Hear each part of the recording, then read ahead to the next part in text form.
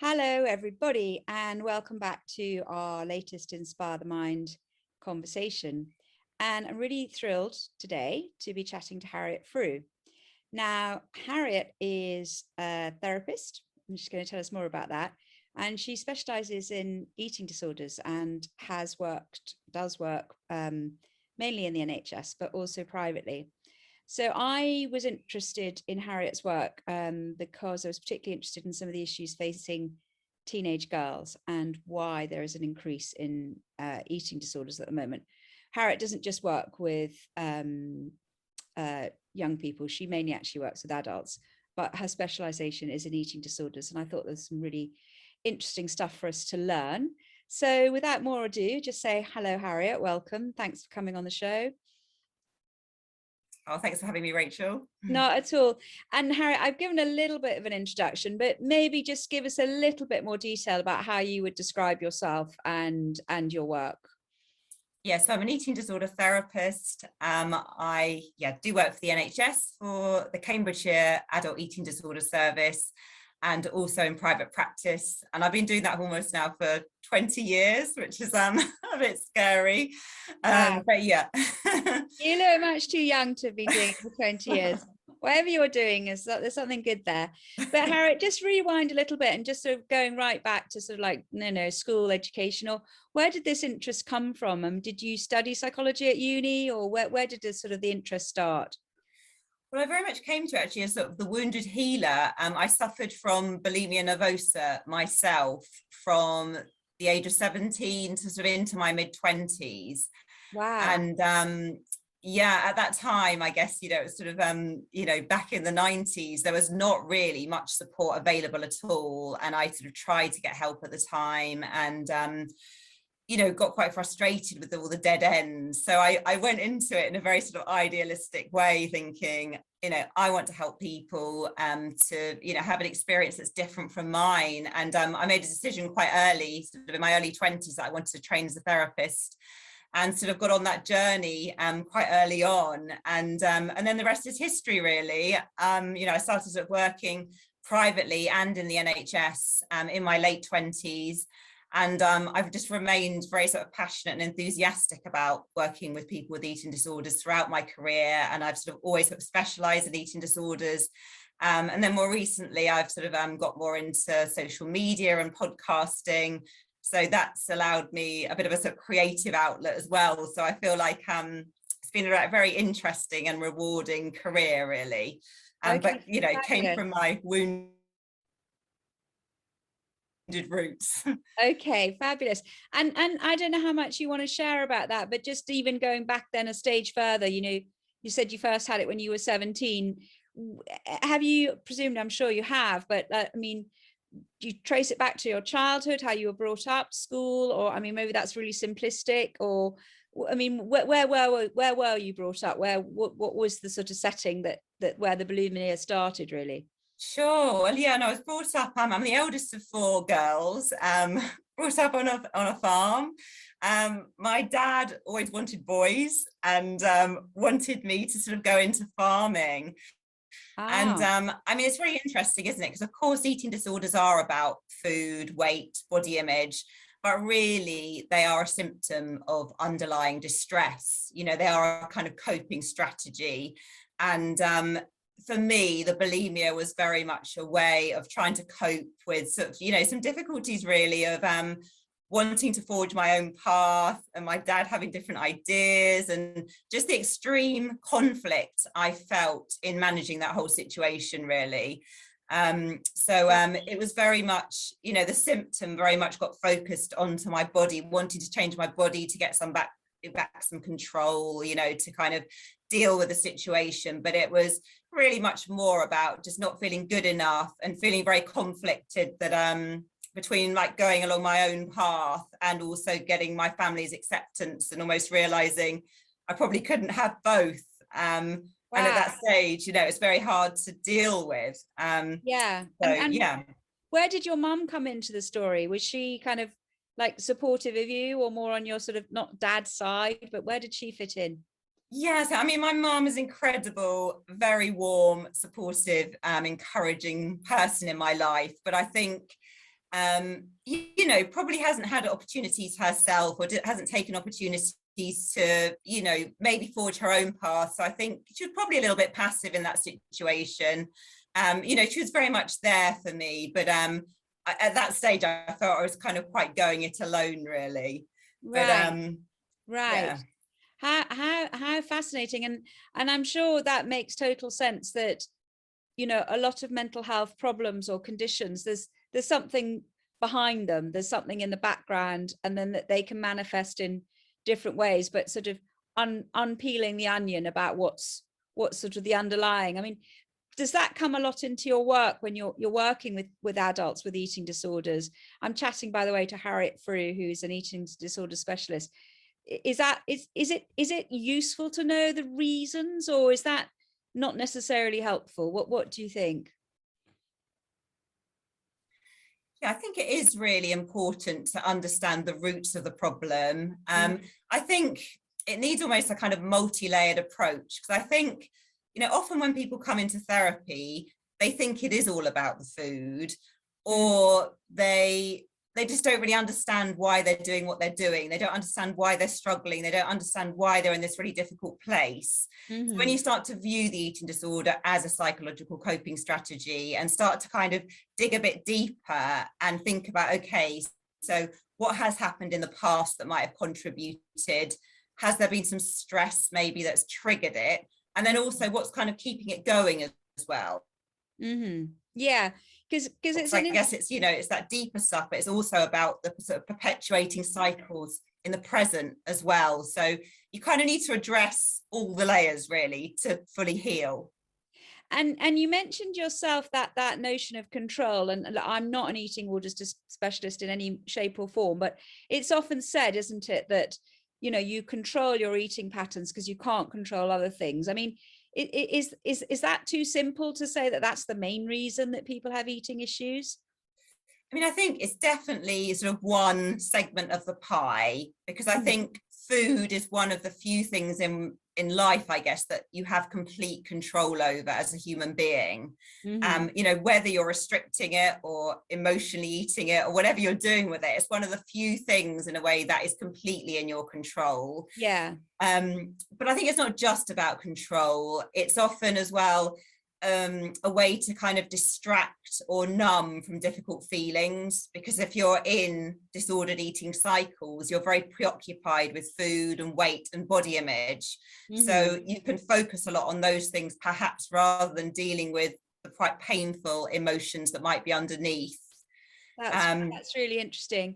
I was talking to another therapist and we were talking about addiction, and then maybe there is a sort of element of addiction there, that addiction, whether that's sort of workaholism, or maybe eating disorders isn't the same, but your some of your behavior is because the something else is incredibly painful, so you don't want to go there, so you distract yourself, whether that's with work or sex or maybe some of the eating issues. It's a sort of it's a way not to be in the present with very difficult feelings. Yeah, no, absolutely. Yeah. So that's interesting. So there is a sort of almost an element of addiction to the disordered eating. Yes, I mean, I think what's interesting, I think it's sort of experts in the field will have differing views whether eating disorders are an addiction or not. You know, I think there's slightly differing views. I think it is slightly different from being addicted to alcohol or drugs, or because I guess one can actually live without those things, whereas with food you have to have a relationship with it every day. Yes, that's and I think brilliant distinction, as you say. It isn't the same. You're going to have to find a way of dealing with it. You can't just walk away. Yeah, no, absolutely. And I think as well, when one is in a sort of restrictive cycle, and if you're starving yourself, you start to feel addicted to food, because of it's the natural experience in a way of the human body to starvation, that you become really preoccupied with it. It almost becomes a thing that you focus on all the time.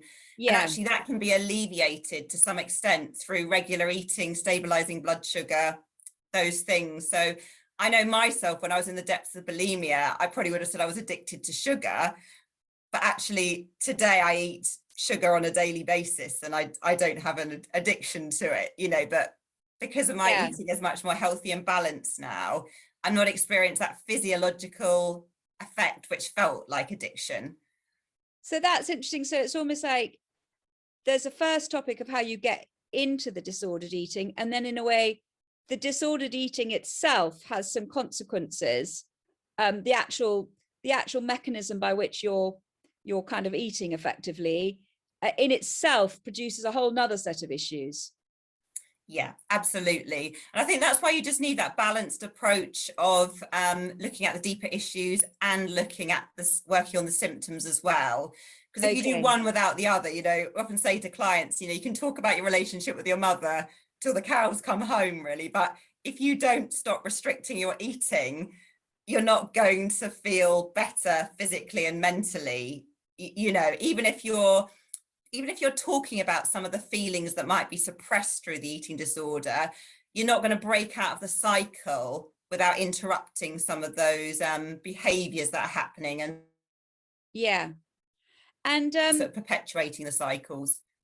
Fascinating. So talk us a bit more through the sort of therapeutic journey. So if you're then, as you say, you're working on underlying feelings, but you're also working on sort of more practical steps to sort of, as you say, it's not like drugs or alcohol. You've got to eat every day. How are you going to eat in a more, well, would you say a healthier way? Tell us a bit more about those sorts of approaches and the best way to sort of change that dynamic. Sure. Well, I think the way I work, so I'm an integrative therapist, so I'm always kind of like simultaneously really doing the deeper work and the more symptom work together, and very much specializing that to the individual client in terms of where they're at. But I think one thing that's really important in eating disorder therapy is people come into the therapy room usually very ambivalent about change. And that's where there is a lot of overlap with perhaps addiction type work. So people might come into the room and kind of say, like, I'm really fed up with this eating disorder. But when you start talking about the things that you need to do to start to overcome it, because there might be a real fear around weight gain, there might be a real fear about giving up the kind of benefits that you're getting from the eating disorder, you know, people can feel really, really torn. So such an important part of the work initially is really to work with that ambivalence and get someone to a place where they start to feel motivated, because as a therapist, what you don't want to do is kind of go barging in with all great intentions of how you're going to sort of fix this person. And if they're not in the same motivational place, then you're just going to kind of create this dynamic where you're pushing against each other and you're not working collaboratively. So that motivational part of work is really important. And sometimes for some people, that may be all you do at that stage in time, because they might not really be motivated. You might do the bit of motivational work, but they might decide at the end of it, actually, I'm not really ready to let go of this coping strategy yet. So then in a way, as a therapist, you might take a step back and give them the breathing space so they can get to that point themselves rather than keeping pushing. And then what I would do very much is initially very much like do a timeline, work through someone's kind of history, look at, you know, early family life, things that happened at home, experiences of dieting, any kind of trauma, bullying, you know, work right through their timeline really to help them to start to have a sort of psychological understanding of different things that have happened and then how that has kind of linked with their relationship with food. But then alongside that, you might get someone to start sort of just implementing regular eating, increasing maybe the amount they're eating, increasing variety of foods. Often people have a lot of food rules and forbidden foods. So you might start to address that and help them to begin to become a bit more food neutral. So initially as well, it's, you know, quite practical really, you know, helping them to almost have to invest quite a lot of energy into planning, thinking about what they're going to eat. I'm not talking about counting calories or becoming obsessive, but really kind of channeling a lot of self-care into creating structure and routine around eating, because that in itself can be such a helpful strategy, I guess, to get someone in a better place to be able to engage then with the more emotional side of therapy and just to physically feel a bit better. And I guess once you get them more stable, you might then be focusing on much more sort of targeted areas, like, you know, helping them to name and process, feel their feelings, looking at how they're thinking about things. I think people with eating disorders often have a lot of sort of black and white thinking, catastrophization of their thoughts, maybe a lot of beliefs that are kind of keeping them stuck. So you'd really kind of do a lot of work on the mindset. And so bigger picture as well of kind of values, self-esteem. I think for many people, if they're thinking about looking back on their life at 90 or whatever, being like a certain weight on the scales is not really that important, but it's often become so important in the culture that we live in. So it's a lot as well about starting to challenge this kind of culture that we live in and the messages that we've been given, and to start to take a step back from that really, and just think about things differently. Wow. So Gosh, lots of things, really, really interesting though. Yeah, there's so many different ideas there. So yeah, and as you say, some of those cognitive behavioral therapy ideas are sort of challenging those. I've done a bit of CBT work myself, and there's sort of catastrophizing and the black and white thinking. And I'm just rewinding, just as you said, that really first stage of sort of the motivation and getting people to sort of wish to change.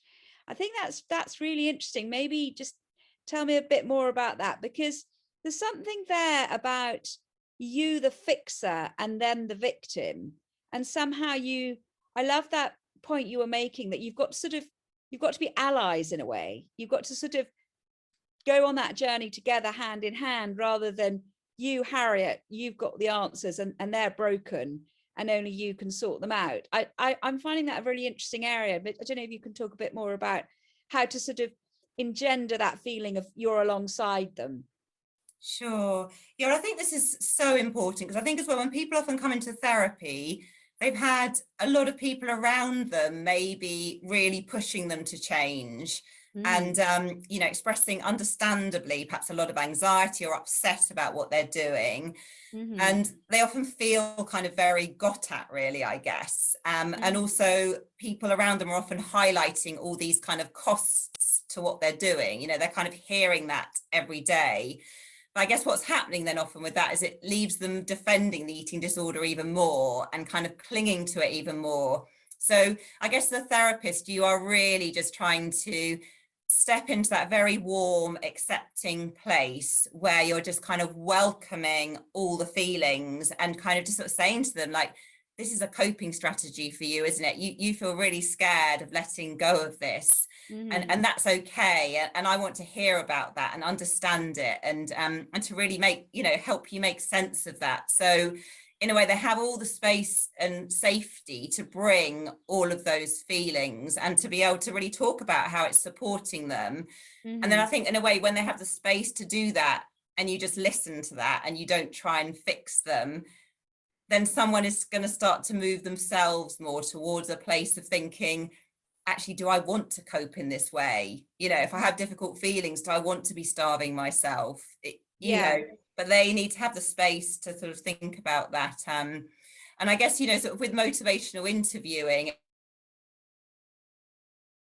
it's a lot about just really using skills, open questions, and really validating their positive aspects, the positive qualities that they have, and really instilling, I think, I know with my own journey, I always had a real belief and hope that I would recover. Like I believe that was something very, very real. And I think sometimes people lose that. And as a therapist, you can really hold that hope for people. Yeah. And I think, again, that's really empowering. You kind of realize actually change is possible, even though you feel like you're drowning right now. Yeah, I love all of that. As you say, that kind of feeling of warmth, the sort of non-judgmental, and there's a lot of work, I'm sure that it's less the therapeutic approach, but it's more that relationship, and have you got that feeling and that warmth. And yeah, and as you say, that thing about hope, I remember I had terrible depression, and I had 2 really bad depressive episodes, and I remember my psychiatrist wrote on this card, you will get better. And obviously I didn't actually, probably like you, a lot of the time your clients are back on their own and they only get whatever it is. They're lucky enough to get sessions with you. But I remember holding on to this card, and it was just so important. And the fact that somebody had said, you will get better, that feeling that recovery is a possibility. I mean, I don't know, what are the numbers? Do most people get over eating disorders? What's the sort of numbers on that? And I think I'm not completely up to date with the latest guidelines, but I think people generally say a third of people will totally recover, a third of people will partially recover, and a third of people kind of won't recover and will remain stuck. But I think as well, a lot of those stats probably come out of, I should think, probably data from before eating disorder services really opened up to take kind of the wider spectrum of people with eating disorders. So, you know, I know in the adult eating disorder service I work in, we get so many people coming in sort of, you know, 40 plus years who never have sought help before, never perhaps even realized they had an eating disorder because they said, well, I'm not emaciated. So they weren't even recognizing they had an eating disorder. So I think in some ways we can be more hopeful actually than those statistics kind of would indicate. And you've touched on an interesting point there, this sort of idea that numbers going up, you know, more people coming forward and everyone trying to work out really why, what is this? You know, is it because there's less stigma, so people are kind of getting the help that they need, or there does seem to be something going on with young people, and I'm sure you've seen the numbers on adolescents, you know, really eating disorders. A little bit like you, I'm not exactly sure of the numbers, but I think they're roughly up by about a third, which is actually pretty high. I mean, a few people have talked about more self-diagnosis, you know, Dr. Google, people sitting at home with their phones. Well, what do you think the reasons are between sort of increasing numbers? I mean, I think there is more self-diagnosis, and I think there's just what's really helpful is now, say, particularly with eating disorders, I think in the past, people would have only come if they were very underweight and they had anorexia nervosa. Whereas we know sort of 85% of people with eating disorders are not underweight. You know, many people have bulimia, binge eating disorder, or OSFED.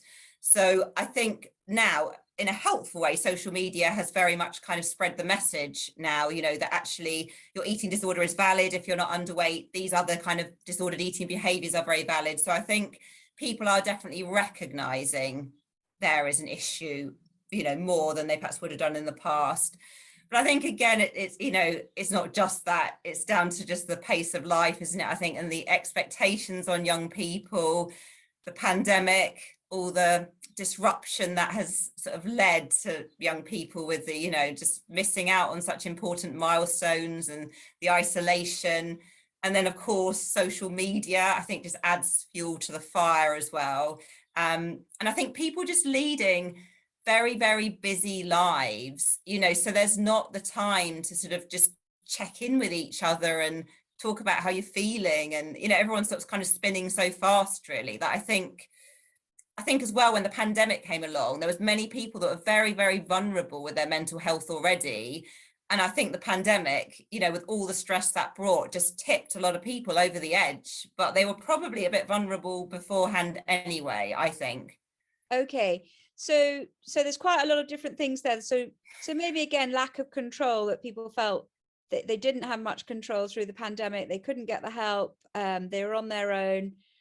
And also your point that a sort of a busy world where, you know, life is difficult, but people don't have that support network, that community, a feeling of people they can talk to about their feelings. I mean, that sort of brings me to sort of, how are we going to cope with the numbers? Because I was chatting to another clinical psychologist, a wonderful woman called Dr. Carla Croft, and she was saying that some of the old models of therapy, they're no longer applicable. We've got such numbers, we can't really work on a one-to-one basis. We were going to have to sort of think out of the box, maybe group therapy. I wondered what you thought was sort of some of the answers just to the sheer volume of problems. Sure. Well, I think as well, like ideally, I think specialist services therapy should almost be, you know, the end point when someone's like really struggling. Like, I think it's great the more therapy is accessible, but I think the prevention side is just so key in the first place, you know, because I think, you know, we know, like, if parents, I guess, have a massively influential role, don't they? But if a parent is struggling with their own mental health or with their own trauma or, you know, poverty and all these things, I think it's really then challenging, you know, if a child experiences a lot of adversity, in those earlier years, it's much harder to kind of rectify that later on, you know. So I think the prevention side is really, really key. And I think, you know, the role of things like sort of schools and communities more and in that prevention side is just really key. Like, I think in the same way that everyone's sort of immunized, I kind of feel like mental health should be kind of like right in there from the very early days, because I think that's where you're going to have the most maximum input. So it will be quite broad in terms of you know, emotional regulation skills to develop it, those sorts of ideas, rather than let's talk about healthy eating, or would that be part of the mental health education as well? Yeah, I mean, I think it's a tricky thing as well with the healthy eating, because I think a lot of these initiatives like Healthy Week in schools and things like that, I think they come with really good intentions, and I think they do benefit some people, but I think as well, they can also as well reinforce this kind of good, bad thinking around Yeah, food. I've read quite a lot of parents saying actually that was when trouble started. Yeah, yeah, absolutely. And I think things like as well being weighed in school, it can really create a lot of sort of stigma and labeling for a child from quite young. And so I think it's some aspects of things like that healthy eating week in schools probably would be beneficial to hold on to, but I think it needs to be much more with a kind of mental health focus, because of, you know, a child that's vulnerable to an eating disorder, if they start to hear about sugar is bad and their lunchbox is being gone through, etc., they're going to really hold on to those messages, and they kind of really stick, I think, and then it's quite challenging to change a way of thinking when it's and age. what would that look like, that very specific sort of mental health approach, away from, as you say, sugar's bad, obviously that's not going to help. How would you get to young people before the trouble started, as it were? What sort of messaging is it? Yeah, but I think as well, it's probably not so much about, because in a way, for some people, they're going to struggle with food, aren't they? Some people are going to struggle with alcohol or drugs or other issues. It could manifest itself in many ways, I guess. So I guess, again, it's going back more to the roots. And you know, I think some of this is happening in schools now already, so I don't want to kind of bash schools really, but, you know, just much more focus almost like on the curriculum, I think, with kind of like emotional regulation, you know, how to be assertive, you know, self-confidence, self-esteem, you know, those kind of like forging good relationships, you know, because I think if you have those skills, you're going to be much more resilient and robust to then deal with things that come your way. And I think the teachers probably need quite a lot of support as well. I think I see a lot of teachers in therapy who are really overwhelmed and, you know, struggling themselves just with the workload. And so it just really needs to be, doesn't it, like a real whole societal approach. Yeah, I think that's right, because I've talked to quite a lot of head teachers, and they say, you know, teachers didn't go into education to be therapists. Yeah. And so now a lot is being asked of teachers, and it's not in the teacher training.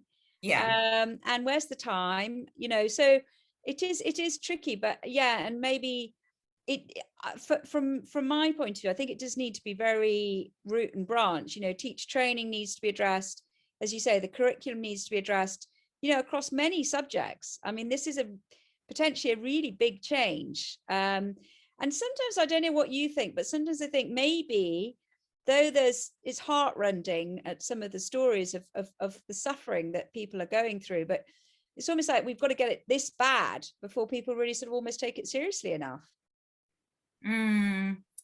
Yeah, yeah. Well, I mean, I think sadly that is often the case, isn't it? Things have to hit rock bottom before it brings about the change.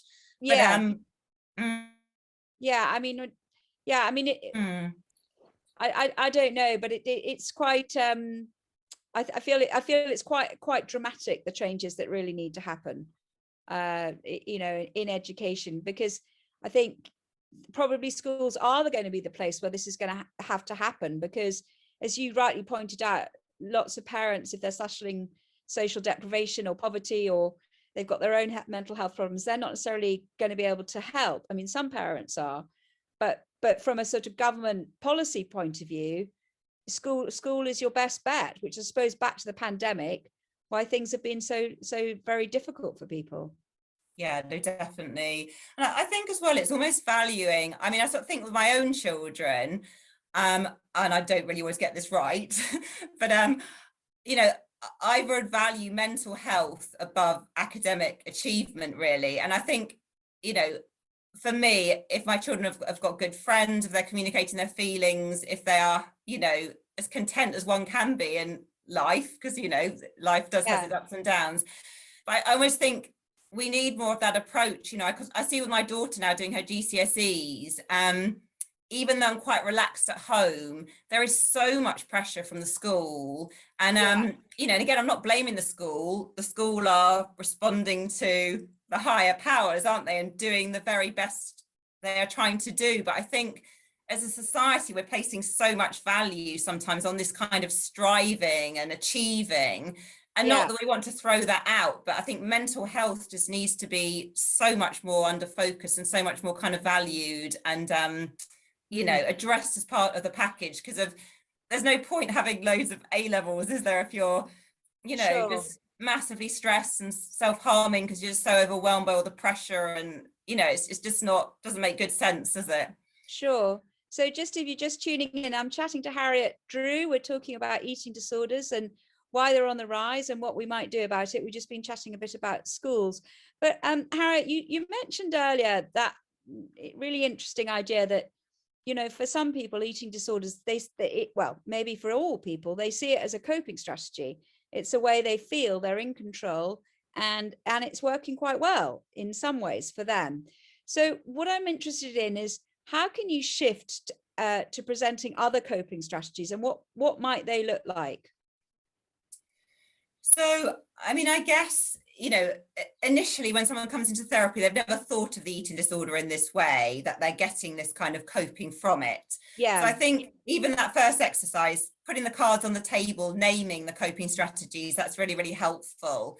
But I think for most people as well, when they start to have more of this sort of bird's eye view of looking down on their eating disorder with a more objective eye, they're probably going to start to think, actually, I don't really want to be dealing with my emotions or feeling a sense of control or feeling a sense of achievement maybe by starving myself or controlling food. And I think, you know, when I think back to my kind of own journey, I guess, you know, the healthy ways of meeting those needs through relationships, through, you know, through good friendships, through talking to people, through, you know, being able to you know, listen to your emotions, being able to start to express them, being able to kind of self-care in a healthy way to become much more tuned into your body so you can kind of meet your needs. I mean, actually, that is the much more kind of joyful, fulfilling route, isn't it? But I think what people have to do is to start to dip their toe in the water a bit, really, and start to trust you as a therapist, I guess, to kind of take the risk to experiment with some of these other ways of coping. And then start to experience the benefit, because then I think once you get a bit of momentum with that, you know, I know from my own experience, I wouldn't want to go back to the eating disorder, because although it helped me cope, it also had so many different negative aspects, which were very destructive. So I think that's the sort of shifting point often for people, and perhaps particularly if they've got a goal as well, like they want to go to uni, or they want to like travel somewhere, or they want to have a baby, or there's some kind of bigger life goal which offers kind of hope and promise and possibility. And that can often be sort of really significant in that sort of shift of motivation. And are there just like a couple of, I don't know, could you just share like 2 or 3 examples of maybe really sort of simple exercises or simple strategies? So I'm thinking, so I do workshops myself in schools, sort of working with teenagers, sort of sharing some sort of psychological ideas, some physical ideas about, you know, how to stay calm and well and look after themselves. So say somebody's sort of listening in and they just want, you know, a couple of really simple things that you might want to share. Maybe somebody just on the foothills, you know, hasn't got a full-blown eating disorder, but you're thinking, oh, they've just been talking about how flat their stomach is, or, you know, congratulating themselves for not having seconds, or just sort of little warning signs. And you're thinking, okay, there are a few things I could step in with here. Sure. I think one sort of thing that's really helpful is kind of body neutrality, starting to place less emphasis on the body as a means of deriving self-worth. So I think on exercise, I get a lot of my clients to do is to kind of like draw a pie chart and actually kind of mark out the segments of different areas of your life and where you're getting your worth from. And I guess, Interesting. I like that. Yeah. So if you have an eating disorder, of course, you've probably got like 85–90% around weight and food, etc. But for most people, that's not really what they want. They would like to have friends, travel, relationships, hobbies, a whole range of things. So that can be a little exercise which helps people to take a step back to view So the illness. Is it sort of where you find pleasure, where you're lining up with things that make you happy, so it's to find a more varied range rather than just, oh, I lost a bit of weight sort of thing. Yeah, absolutely. Yeah. So sort of tuning into your deepest values really, and, you know, getting to know yourself and starting to just question this whole, like, we live in this kind of culture, don't we, where so much emphasis is placed on being thin and changing your body. And we almost absorb that like a religion that we don't question. But even just starting to question that, you know, so starting to have more objectivity around it is really, really helpful. So that's nice. I like the pie chart. Any other sort of simple things that you might get clients to do, which maybe you can do, they're not lucky enough to see you? So yeah, I guess the thing around body neutrality, starting to appreciate your body much more for what it can do rather than aesthetics. Okay, so what, like I can run, I can swim, okay. Yeah. No, absolutely. So I think that in itself is a powerful intervention, and getting people to kind of write this down, sometimes to journal on it, you know, to kind of really you know, start to kind of make those beliefs, the new way of thinking about things, just really sort of infiltrate a bit deeper into your psyche, really, because it's hard when you're bombarded with so many different things in our media, I think, which can take you down the aesthetic route. Yes. But reconnecting with your body and appreciating it, really, really helpful. That's nice.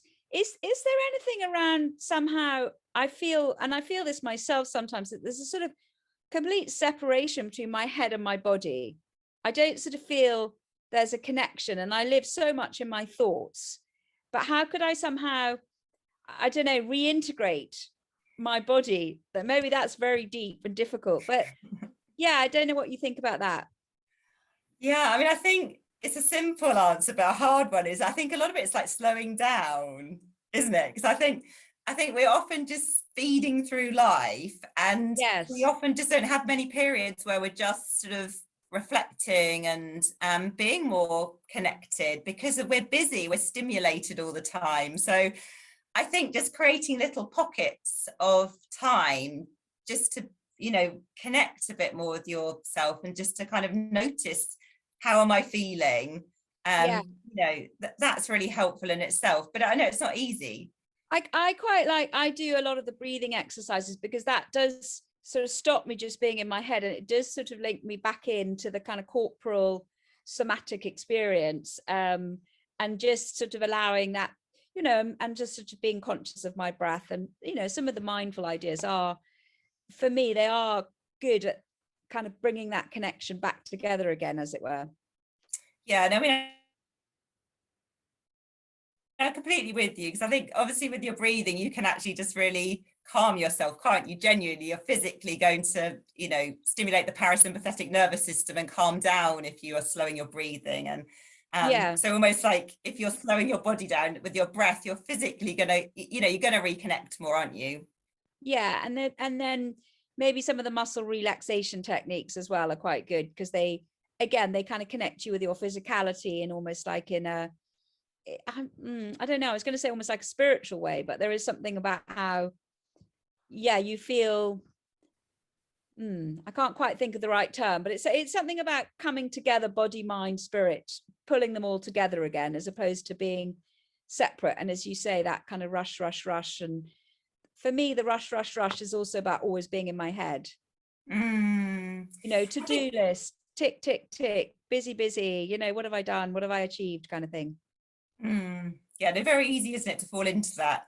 I mean, I think what really helps me as well is just noticing when I do really experience joy, you know, whether that be listening to music or being outside, or, you know, like really reconnecting with your, almost like your childlike self, and the things that really just bring you to life and really bring you that sense of contentment and joy. Because I think we often lose that as adults. We're so sort of in that striving place, aren't we, of achieving, and we forget the kind of the little playful things, or the silly things, or the little moments, or the activities that really can ignite joy. And I think that can be a really helpful way to bring you back more into your body as well. Yes, because you kind of experience in a physical way the joy, you know, in a way. Yeah. But why are we so guilty and Puritan? And you're so right. Why do we not really sort of think it's okay to be joyful? We don't really, do we? No, absolutely. I mean, no, we're very striving, aren't we? You know, I don't know if you use compassion focused therapy in your work, but I'm sort of thinking about how, you know, as human beings, not just with eating disorders, we're often very much either in striving or fight and Yeah. flight. And we also need the soothing place. We should be in there, like, you know, a third of the time, really, you know, to have balance. Yeah. And we don't tend to value soothing, do it, as a culture, you know. Yeah. So it's starting to value that as well. No, I do love the compassion focus there. I love the work. You probably know the work of Kristen Neff. Yeah. Yeah, so if anybody doesn't, who's listening in, she's called Dr. Kristen Neff, at NEFF, like the cooker. She's an academic based at Texas, and she's done a lot of really lovely sort of meditations, and really quite practical as well, a lot of her compassion focused work.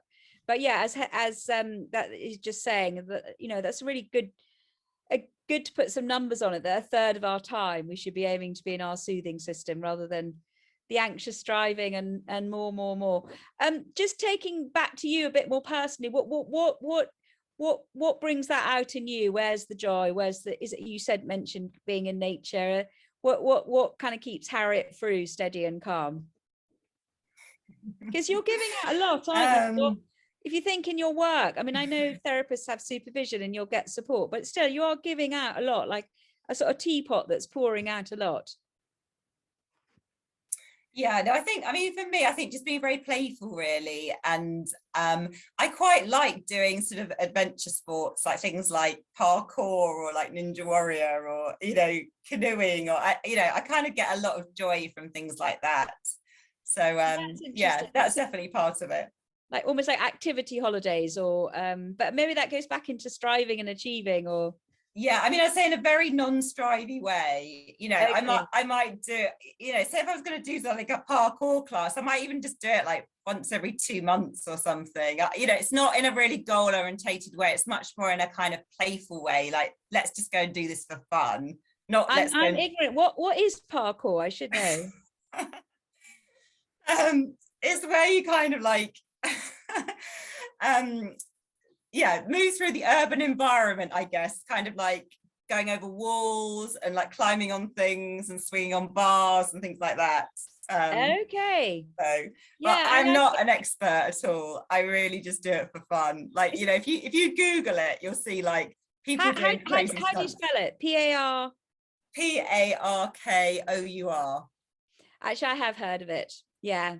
It reminds me a bit of the work of people like Dr. Jonathan Haidt. Do you know his work? HAIDT, the Yeah. coddling of the American mind. He's got a whole thing about we've lost our playfulness, and children have lost that sort of spirit of, you know, climbing trees and mucking around, really, you might say. But we can maybe replenish ourselves as adults. Yeah, they definitely. I think for me, definitely the inner child kind of activation is a way I really get replenished. Yeah, it's funny. I'm playing around with it myself, in particularly in relationships with others as well. Just a sort of sense of fun. So Yeah. I'm working on this idea that maybe conversations are just for fun. And if they're getting what my daughter calls DMCs, deep, meaningful conversations, it's almost like step away. You know, maybe, you know, I don't know. It's tricky, because I suppose there is something to be said for going deep, but I don't know, me more and more I'm thinking let's just be fun and playful, you know. Maybe that's well, for me at this stage, I don't, everyone's different. I don't know. Yeah, I think you need balance, don't you? Because I know in my life, I value those DMC conversations as well, Yeah, but yeah, probably wouldn't want to have them every day. You yeah, want to sort of touchstones, don't you, where you can really reconnect with someone you really trust and you can have those conversations. But you also need a lot of perhaps more playfulness and silliness and just, I yeah. don't know, talking about rubbish. Yeah. No, I agree. When you were saying that, I was also thinking about the kind of reasons for things. That there's a bit of me that's sort of slightly gone off spending too much time on the reason. Because yes, I got your earlier point, that one does need to understand the roots, but also you can go down a real rabbit hole. Yeah. And at some point you want to be moving on, and you don't want to be overly focusing on sort of where things went wrong almost. Yeah, no, definitely. I mean, I think it's pretty helpful for that to be a time limited period, really. You don't want to be stewing in your juices for years, really, do you? Going round and Yeah, round and round. But I think it's helpful to have like a period of time to come, make peace with the past and, yeah, come to that place. But then, yes, then I think I very much agree. It's helpful to then move on and look at different ways of coping and, being more solution focused. yeah. Well, listen, Harry, it's been absolutely brilliant. You've come up with loads of ideas and loads of solutions, I think, for anybody who is dealing with some of this at the moment. I'm coming to the end of a chat with Harriet Frew, so eating disorders therapist. But Harriet, so we're called Inspire the Mind, and we're always chatting to people who are inspiring, like you. But I normally end by just asking, is there anything particular that really inspires you? I know you've talked a bit about your own story and why that led to your work, but what kind of inspires your mind to sort of get up every morning and do this really important work? Um, I think I love inspiring and encouraging people to change and to feel hopeful. And I think that just really gets me out of bed in the morning. And through whatever means that might be, if it's connecting one-on-one, in a therapy session, or through podcasting, or through writing a post on Instagram. I love the idea, I guess, of sort of teaching, giving hope, inspiring, and helping people to become their sort of best and fulfilled selves. Definitely makes me feel very alive. Oh, well, I can see it. I can see you. It's obviously working. So listen, thank you very much. It's been brilliant talking to you. And actually, I think, sadly, this is our final episode of our season 3 of our Inspire the Mind podcast. I think we're coming to the end. I think Harriet is our 6th guest on this season's, but we are going to be back with a 4th season in the autumn. So join us then. And meanwhile, once again, many thanks, Harriet. Oh, thanks for having me. Pleasure.